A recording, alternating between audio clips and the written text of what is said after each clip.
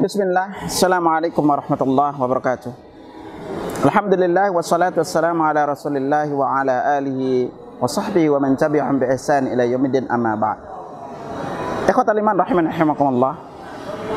Di dalam kehidupan kita sehari-hari bergaul dengan saudara kita seiman, ada di antara saudara-saudara kita yang hidupnya itu lapang. Ada juga di antara mereka itu yang mengalami kesusahan. Dan ketika mereka mengalami kesusahan, seringkali meminta bantuan kepada kita, atau setelah mereka meminta kepada Allah Subhanahu wa taala. Ikhwatal iman rahimakumullah.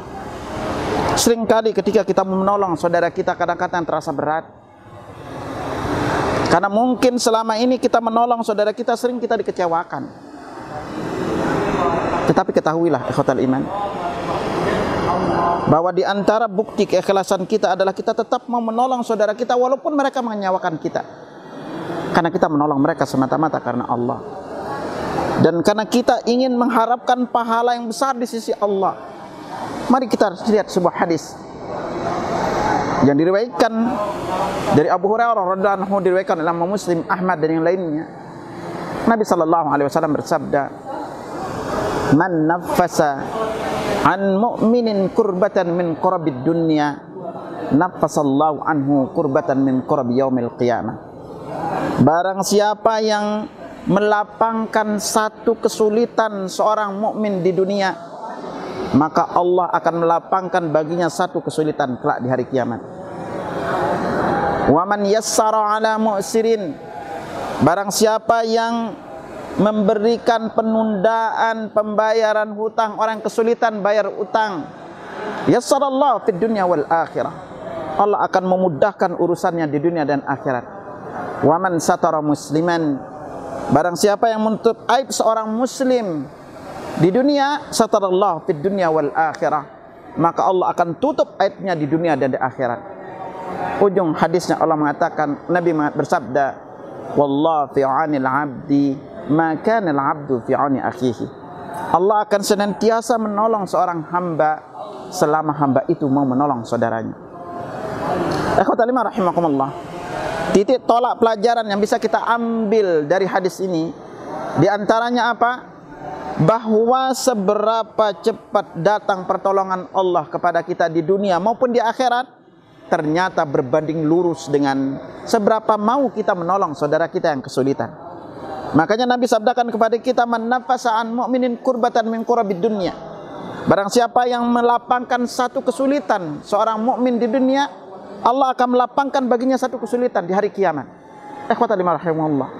Coba baca tentang perjalanan panjang kita ketika kita dibangkitkan dari alam kubur, lalu kita berada di padang mahsyar. Kita akan berada di padang mahsyar menanti mulainya hisab itu selama 50.000 tahun. Belum lagi di mizan, belum kita melintasi sirat, perjalanan kita masih panjang. Ketika kita semakin sering menolong saudara kita di dunia, maka Allah akan melapangkan kesulitan-kesulitan yang kita hadapi kelak ketika kita berada di hari kebangkitan. Lalu di antara amalan besar kedua adalah wa man yassara ala mu'sirin yassarallahu fid dunya wal akhirah. Barang siapa yang memberikan penundaan pembayaran utang orang yang kesulitan bayar hutang, maka Allah akan mudahkan urusannya di dunia dan di akhirat. Allahu akbar. Ikhwatal iman.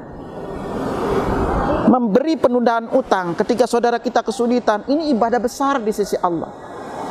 Nabi tegaskan kepada kita, ketika kita meminjamkan uangnya, maka dicatat bagi kita setengah sedekah. Yang berikutnya, apabila kita tahu dia kesulitan mau bayar utang lalu kita kasih penundaan, Nabi jelaskan kepada kita, man anzara mu'siran, barang siapa yang memberikan penundaan pembayaran utang orang kesulitan bayar utang, falahu bikulli yaumin mithlu sadaqatun qabla an yahillad dain, setiap hari dihitung sedekah sejumlah uang yang dipinjam sampai dengan utangnya lunas. Berapa banyak akan kita dapatkan pahala andai dia berhutang 1 juta, lalu kita kasih penundaan pembayar hutang sampai dia melunasinya, subhanallah, berarti kayak kita dicatat sedekah setiap hari sebanyak 1 juta. Tetapi kalau kita tahu dia kesulitan lalu kita ikhlaskan, maka Nabi katakan, man anzara mu'siran, barang siapa memberikan penundaan pembayaran utang orang kesulitan bayar utang, awada anhu, atau dia putihkan hutangnya, Adallahu Allah fi dhilli yauma la dhilla illa dhilluh. Allah akan berikan dia naungan kelak di padang mahsyar ketika tidak ada seorang pun yang bisa memberikan naungan. Dan hadis berikutnya Nabi katakan, wa man satara musliman satarallahu fid dunya wal akhirah. Barang siapa yang menutup aib seorang muslim di dunia, keburukan-keburukan yang kita tutup, maka Allah pun akan menutup keburukan kita kelak di dunia dan di akhirat.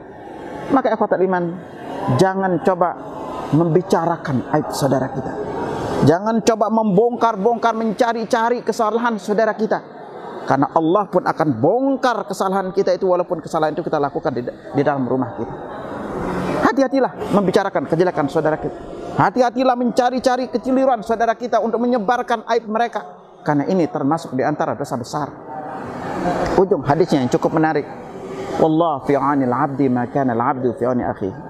Allah akan senantiasa menolong seorang hamba selama hamba itu mau menolong saudaranya. Jadi di sini kita belajar bahwa seberapa cepat datang pertolongan Allah itu seringkali berbanding lurus dengan seringnya kita mau menolong saudara kita yang kesusahan.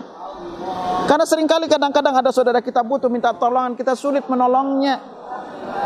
Tetapi ketika kita mengingat hadis ini, maka keikhlasan hati kita membantu kesulitan saudara kita ternyata akan berbanding lurus dengan segeranya datang pertolongan Allah di saat kita membutuhkan pertolongan itu. Maka dari itu ikhwatul iman, dimanapun kita berada, jadilah orang yang suka menolong. Jadilah orang yang suka bermanfaat untuk orang lain. Karena salah satu orang terbaik itu adalah, menurut Al-Quran dan Sunnah, adalah orang yang senantiasa menolong orang lain atau bermanfaat bagi orang lain. Maka Nabi sabdakan, khairun nas anfa'uhum linnas. Sebaik-baik manusia adalah orang yang paling bermanfaat bagi orang lain.